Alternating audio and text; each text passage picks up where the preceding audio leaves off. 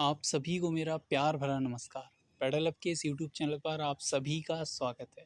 I hope आप अपनी तैयारी बेहतरीन ढंग से कर रहे होंगे, इसमें कोई संदेह की बात है नहीं।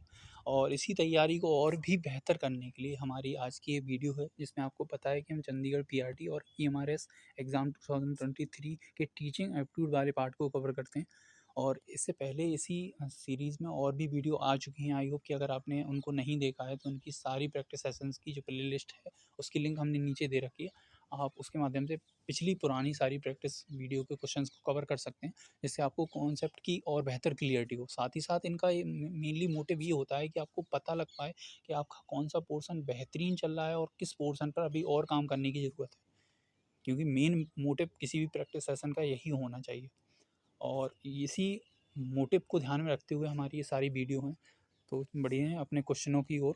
उससे पहले अगर आपने अभी तक हमारे डेली टेलीग्राम क्विज को ज्वाइन नहीं किया है, उसके लिए आपको पैडा क्विज नाम से इस ग्रुप को ज्वाइन करना है।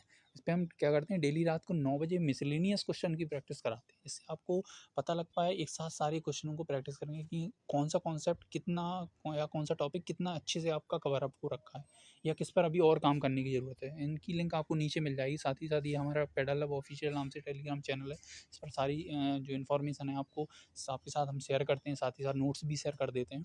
तो इसको भी आप ज्वाइन कर सकते हैं। बढ़ते हैं अपने क्वेश्चनों की प्रैक्टिस की ओर, क्योंकि मेन मोटिव हमारा वही है। पहला क्वेश्चन आपका है, for good teaching in the class first of all a teacher should be well aware.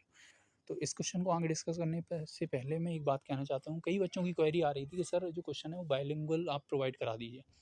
तो ये हमारा प्रयास है कि अब से आपको जितने भी प्रैक्टिस सेशन मिलेंगे उन सारे प्रैक्टिस सेशन में आपके क्वेश्चन इसी तरीके से फॉर्म होकर आएंगे। उसमें एक साइड हिंदी का पार्ट, एक साइड इंग्लिश का पार्ट होगा। तो आई होप कि आपको अब ये प्रॉब्लम नहीं आएगी कभी भी। तो हमारा ये क्वेश्चन है फर्स्ट वाला है कि for good teaching in the class first of all our teacher should be well aware. किस चीज़ से जो शिक्षक को शिक्षण जो तकनीक इस्तेमाल किया जाता है शिक्षण में, किस चीज़ के प्रति ये जागरूक होना चाहिए। क्या of the motivational technique to be used in the class. ठीक है। अगला कहता है कि of objective which is looking for in the class, teaching learning material to be used in the class, about what does he want to teach in the class.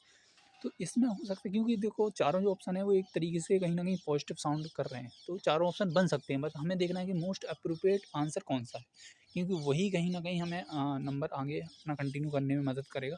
तो जो यहाँ most appropriate answer है मेरे according, वो है objective which is he looking for in the class. इसको explain करने के मतलब इसको वेरीफाई करने के लिए मैं एक्सप्लेनेशन देता हूँ आपको। अगर आप इसके डिफर कोई और आंसर कर रहे हैं तो आप अपना एक्सप्लेनेशन जरूर हमें भेजें।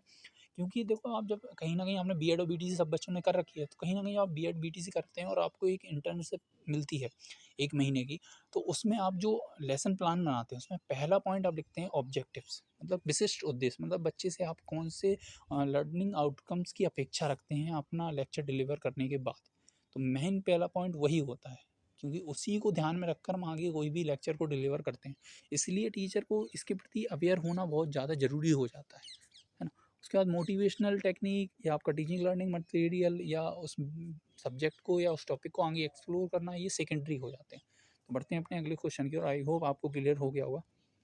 Interaction inside the classroom in the teaching learning scenario should generate, मतलब जो शिक्षण अधिगम प्रक्रिया में कक्षा के अंदर जो शिक्षक और जो लर्नर की सहभागिता होती है उससे क्या जनित होता है। इंफॉर्मेशन, आर्गूमेंट, आइडियाज़ और डिबेट। तो जब सहभागिता है तो उससे कहीं ना कहीं जो जनित होगा वो है आइडियाज़, मतलब विचार।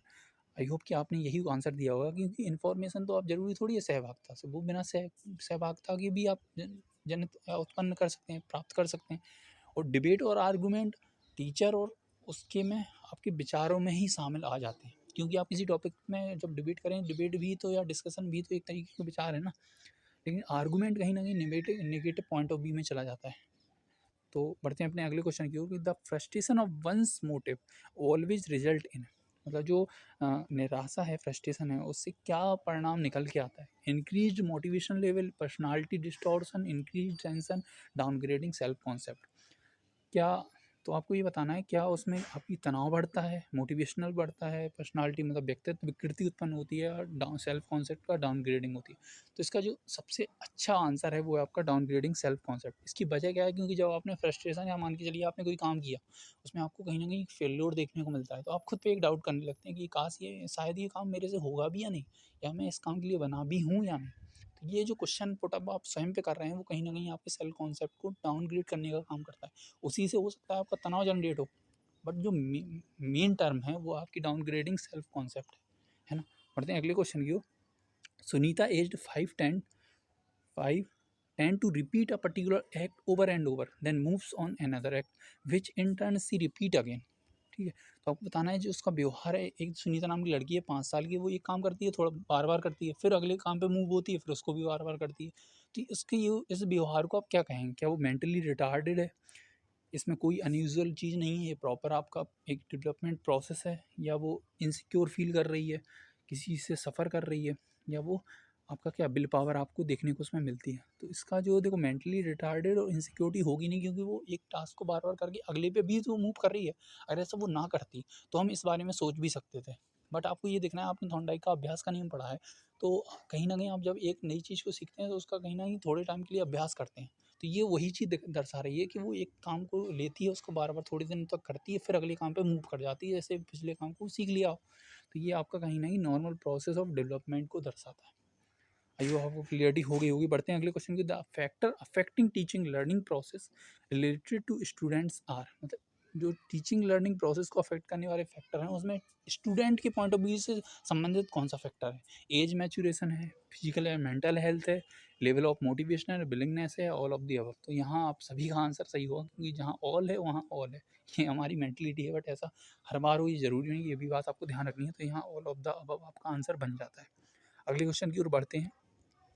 The basic requirement of organising teaching at reflective level these level.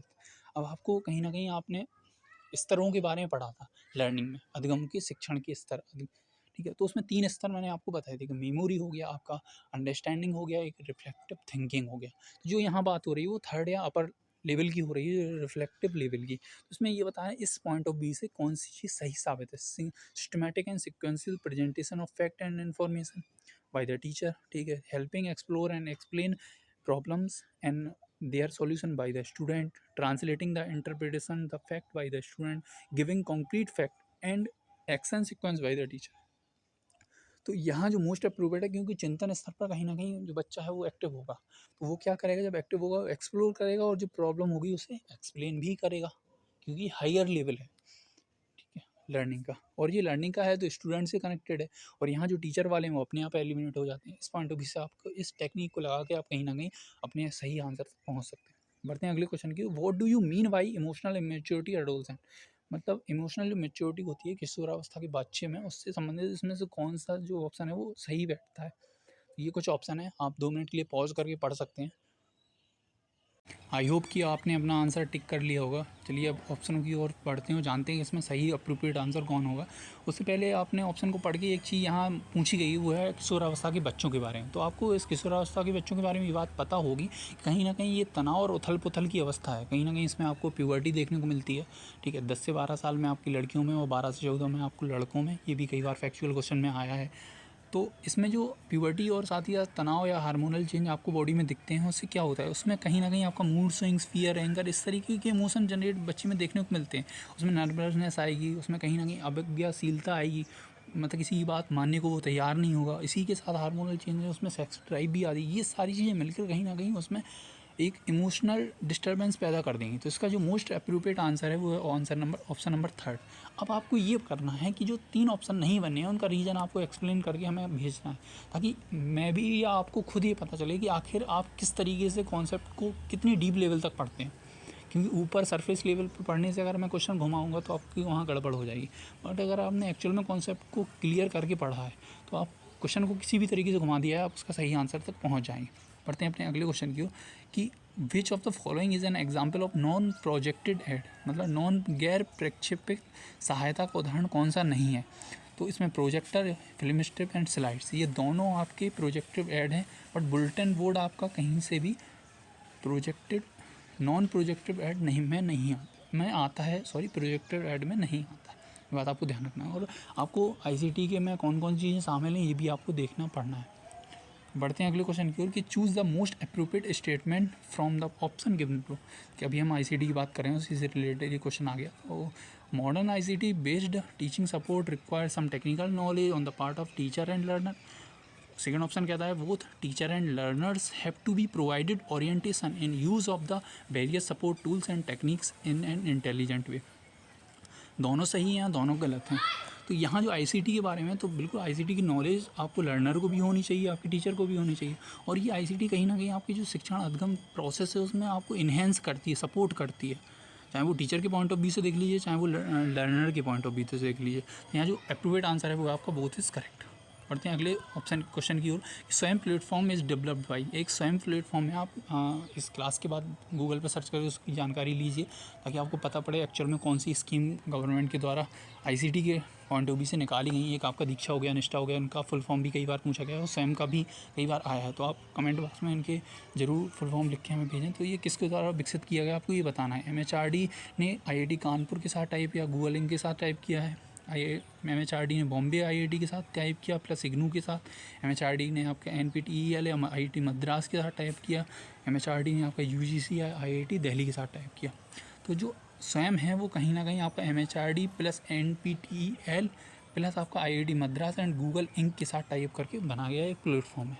अब आपको मैंने अभी पूछा है कि स्वयं का फुल फॉर्म आपको कमेंट बॉक्स में ज़रूर लिख के भेजना है। अगर आप ऐसा करते हैं और उसके बारे में और डीप जानकारी हम अगली आने वाले प्रैक्टिस सेशन में ज़रूर डिस्कस करेंगे। बढ़ते हैं अगले क्वेश्चन की ओर कि करस्पॉन्डिंग कोर्स या एक्सटेंशन कोर्स या ओपन लर्निंग किससे संबंधित है। वर्चुअल एजुकेशन से, सिंक्रोनियस एजुकेशन से, डिस्टेंस मतलब दूरस्थ शिक्षा से, अतुलनीय मतलब असिंक्रोनियस एजुकेशन से। तो आपको पता है जो करस्पॉन्डिंग कोर्स कराए जाते हैं, चाहे वो इग्नू हो गया, आपका यूपी में राजऋषि टंडन है उसके द्वारा कराए जाते हैं, किससे संबंधित है, कहीं ना कहीं आपकी दूरस्थ शिक्षा है, डिस्टेंस एजुकेशन से संबंधित है ना। बढ़ते हैं अपने अगले क्वेश्चन की ओर कि a child is average in achievement, high intelligence और लो इन साइंटिफिक एप्टीट्यूड। मतलब एक बच्चे के अंदर आपको किसी चीज़ में हाई इंटेलिजेंस देखने को मिलती है, किसी चीज़ में लो। तो आपको ये बताना है किससे संबंधित है। इंटर इंडिविजुअल डिफरेंसेस कहेंगे आप इसको, इंटर इंडिविजुअल डिफरेंसेस कहेंगे, या इंटर कॉग्निटिव इंडिविजुअल डिफरेंसेस कहेंगे, या मल्टीपल इंडिविजुअल डिफरेंसेस कहेंगे। तो ये मल्टीपल इंडिविजुअल डिफरेंसेस के अंतर्गत आएगा नहीं, है ना, क्योंकि आप बहुत सारे के अंदर रिलेशन आप देख नहीं रहे हैं। इंटर कॉग्निटिव, इंटर जो वर्ड है, आपको इंट्रा और इंटर वर्ड में थोड़ा कन्फ्यूजन कई बच्चों को होता है, तो आपको ध्यान रखना है जो इंटर है वो कहीं ना कहीं आप दूसरों से तुलना करके करते हैं, और जो इंटर है वो स्वयं के लिए करते हैं। तो यहाँ स्वयं एक बच्चे की बात हो रही है कि एक फील्ड में किसी में हाई इंटेलिजेंस रखता है, किसी में लो, तो ये इंट्रा इंडिविजुअल डिफरेंस के अंतर्गत आएगा, है ना। थोड़ा हिंदी में इनको करेक्ट कर लीजिएगा। बढ़ते हैं अगले क्वेश्चन की ओर कि computer based teaching is essential to, जो कंप्यूटर बेस्ड टीचिंग है वो किस मतलब इसेंशियल है, आवश्यक क्यों है। Making testing transparent, objective and efficient, है ना। Ease teacher from burden of evaluation, मतलब अध्यापक को जो बर्डन होता है मूल्यांकन में उससे बचाने के लिए। Prepare distinguish evolution seat for speedy result, मतलब जल्दी से रिजल्ट को तैयार करने में मदद करता है। Minimise human biases in testing. तो अगर बात करें कंप्यूटर का यूज़ करना टीचिंग में किस प्रकार से हमारे लिए आवश्यक हो जाता है, वो कहीं ना कहीं मिनिमाइज करता है ह्यूमन बायसेस को। अब इसका रीज़न जान लेते हैं। जब भी आप टेस्ट कराते हैं तो उसमें मेन जो चीज़ होती है वो रिलायबिलिटी की होती है। कहीं ना कहीं अगर आप ह्यूमन बायस को उसमें कनेक्ट कर देंगे तो आप इतने रिलायबल तौर पे कह ही नहीं सकते कि वो टेस्ट है, क्योंकि कुछ स्टूडेंट टीचर के फेवरेट होंगे, उन्हें वो ज़्यादा मार्क्स दे देगा। ऐसा कई बार हुआ भी है, ऐसा आप सब ने कहीं ना कहीं ये चीज़ फील करी है अपने टाइम में। तो उसको बचाने के लिए हम कंप्यूटर का यूज करते हैं। तो इसमें मोस्ट अप्रोप्रिएट आंसर होता है minimise human biases in testing. और कहीं ना कहीं इसीलिए आईसीटी या कई तरीके रोबोटिक्स इन सबको आपके हर फील्ड में, मेडिकल हो या अदर फील्डों में लाया जा रहा है, कहीं ना कहीं जो ह्यूमन एरर है उनको कम करने के लिए। तो आई होप कि आपने आज के क्वेश्चनों को एंजॉय किया होगा, और ये हमारे आज के टीचिंग एप्टीट्यूड से रिलेटेड क्वेश्चन थे। इससे आपकी मैं उम्मीद यही करता हूँ कि कॉन्सेप्ट की क्लियरिटी और बेहतर हुई होगी, और आपको देखना है कि आपका कौन सा पोर्शन वीक है उस पर और काम करना है। क्योंकि यहाँ हमारा मोटिव बहुत सारे क्वेश्चन कराना नहीं है, यहाँ क्वालिटी क्वेश्चन होने चाहिए, बट उन क्वालिटी क्वेश्चन से आपको एक डायरेक्शन मिल जाए। ऐसा नहीं है इन सारे क्वेश्चन से आपको हो जाएगा, इसके अलावा भी आपको करना पड़ेगा, बट हम इतना कर सकते हैं कि आपको एक डायरेक्शन दे सकते हैं, ठीक है। इसके अलावा आपको चंडीगढ़ अगर PRT के PYQ की प्रैक्टिस करनी है, ये हमारे इसकी सीरीज़ में अगर आपने नहीं देखी है, या अदर प्लेयर्स DSSP की, और भी अगर कोई आपके कॉन्सेप्ट रिलेटेड वीडियो, तो उन सब की लिंक हम नीचे दे रखी है, आप उनको एक बार चेक कर सकते हैं अगर आपको उन चीज़ों की ज़रूरत हो, है ना। तो ये हमारे तरफ से आज का वीडियो थी, आज की प्रैक्टिस सेशन था। आई होप आपने इसको एंजॉय किया होगा। तो मैं यही उम्मीद करता हूँ कि आप आगे अपने कॉन्सेप्ट को और क्लियर करेंगे। मिलेंगे अगली प्रैक्टिस सेशन में, तब तक के लिए अपना ध्यान रखिए, पढ़ाई को कंटिन्यू करते रहिए। Take care, bye bye.